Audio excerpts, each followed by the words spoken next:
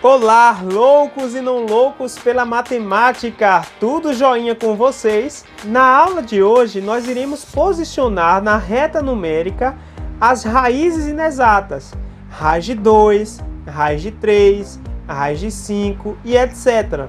Vocês sabem que essas raízes inexatas foram no passado um dilema para a matemática, pois deram início à incomensurabilidade. E isso para os matemáticos da Grécia Antiga foi um verdadeiro dilema, foi um conflito inclusive filosófico, né? Se você é um curioso da matemática e quer aprender a fazer esse tipo de coisa, então nos acompanhe nessa aula.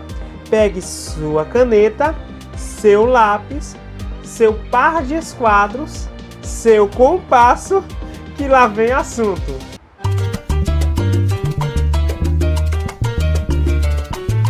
Louca na matemática.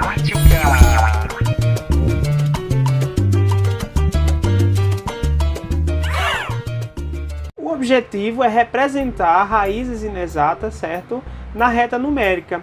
Então, a primeira raiz inexata que foi descoberta pelos matemáticos gregos, né, foi justamente a raiz de 2. E como foi que eles conseguiram chegar nesse dilema da raiz de 2? Então eles queriam traçar a diagonal de um quadrado que valia uma unidade o lado, certo? De lado valendo uma unidade. Então a metade desse quadrado é justamente um triângulo retângulo com dois catetos valendo exatamente a mesma medida, uma unidade. E o objetivo era encontrar lá, né, a diagonal desse quadrado, e aqui a gente vai encontrar a hipotenusa desse quadrado de lados valendo, né, de catetos valendo uma unidade cada. Então, fazendo aqui o teorema de Pitágoras, aplicando, né, hipotenusa ao quadrado é igual à soma do quadrado dos catetos, a gente vai conseguir encontrar exatamente, ó, a raiz de 2. Então, isolando o x aqui, a gente vai aplicar a radiciação, certo? A raiz quadrada. Essa raiz de 2 foi um marco na história da matemática porque foi o surgimento da incomensurabilidade. Até então, eles conseguiam, né, medir a distância deste ponto até aqui, sem nenhum problema, porque haviam raízes quadradas, só que exatas. E ao descobrir esse cara aqui, a raiz de 2, eles não conseguiam meçar a distância das coisas, porque a raiz de 2 a gente sabe que é aproximadamente, a raiz de 2 é aproximadamente 1,4142. Isso aqui vai para o infinito, certo? A gente sabe que aproximadamente é 1,4. Então, não há uma ideia, uma dimensão de onde é que esses caras aqui, essas casas decimais, irão parar lá no infinito. A gente sabe que vão para o infinito, certo? Então, esse foi o dilema dos matemáticos naquela época. A partir disso, como é que a gente pode representar essa raiz de 2 na reta numérica? A ideia é a gente representar esse triângulo retângulo na reta numérica. Então, vamos lá. A gente vai traçar inicialmente esse lado, certo? Que vale exatamente uma unidade. Depois a gente traça a altura, que também vale uma unidade, certo? A altura desse triângulo, que é um dos catetos, e vale exatamente uma unidade. Aqui vale uma unidade, aqui vale uma unidade. Esse triângulo é retângulo. E depois a gente vai apenas unir esses dois pontos aqui, ó. E a gente sabe que nessas condições, um triângulo com catetos valendo uma unidade, a hipotenusa a gente já calculou, vai dar exatamente raiz de 2. Aí a gente vai pegar agora o nosso compasso e vai medir essa distância de raiz de 2, que é justamente a hipotenusa do nosso triângulo, e vai traçar uma circunferência com raio raiz de 2. Esse ponto que a circunferência cortou na reta numérica é exatamente a posição que raiz de 2 se encontra na reta numérica. Então perceba que a raiz de 2 é 1,4. Então a metade entre 1 e 2 estará aqui, né? Que é 1,5.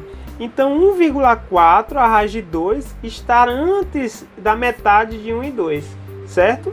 E agora, como é que a gente faz para representar as outras raízes inexatas? Raiz de 3, raiz de 5. Então a ideia que eu vou passar para vocês é a seguinte: a máquina de raiz quadrada. Então a gente traçou inicialmente a raiz de 2 a partir de um triângulo retângulo com catetos valendo exatamente 1 unidade. E a gente viu que essa hipotenusa desse triângulo com catetos valendo 1 unidade é exatamente raiz de 2. Então, percebam que construindo um outro triângulo com medida dos catetos valendo raiz de 2 em 1 unidade, aplicando o teorema de Pitágoras, x ao quadrado igual a raiz de 2 ao quadrado mais 1 ao quadrado, x ao quadrado, vai ser igual, raiz corta com expoente, sobrou 2, 1 ao quadrado é 1, ok? X ao quadrado igual a 3, isolando o x, aplica a radiciação, a raiz quadrada em ambos os lados, x é igual a raiz de 3. Então a hipotenusa desse outro triângulo aqui que criamos foi justamente raiz de 3. Vocês irão perceber que replicando esse mesmo procedimento, fazendo um triângulo retângulo com lado, né, cateto valendo raiz de 3 e o outro cateto valendo 1 unidade, a gente encontra aqui a raiz de 4 que vale 2. Então essa distância daqui até aqui é 2 unidades. E se a gente for replicando, a gente encontra a hipotenusa valendo raiz de 5, a hipotenusa valendo raiz de 6 e por aí vai, beleza? E agora, professor, como é que a gente faz isso na reta numérica? Então a gente vai partir exatamente da construção anterior, que foi a raiz de 2, certo? Então construindo aqui a nossa reta numérica,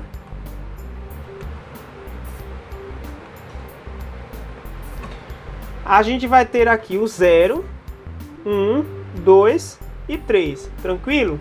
Então a partir da construção anterior, a gente vai pegar justamente a distância que foi a raiz de 2, porque eu sei que um dos catetos desse meu outro triângulo, ele vale raiz de 2, e vou traçar essa distância, a raiz de 2, aqui nessa nova reta numérica. Então a raiz de 2, ela estará aqui nesse ponto. Essa distância de 0 até aqui vale raiz de 2, tranquilo? Agora eu vou traçar o outro cateto que vai ter que valer 1 unidade, conforme a nossa máquina aqui de raízes. Ok? Então, esse triângulo é retângulo, traçando aqui a hipotenusa. Esse lado, né, esse cateto vale 1, e a hipotenusa a gente já fez os cálculos aqui, as continhas, e deu exatamente raiz de 3, beleza? Aí agora vem o truque, né? Nós iremos construir uma circunferência com raio raiz de 3. E o ponto em que essa circunferência se encontrar com a reta numérica vai ser justamente a posição que a raiz de 3 estará na nossa reta numérica. Então a raiz de 3, ela está exatamente aqui, exatamente aqui, beleza?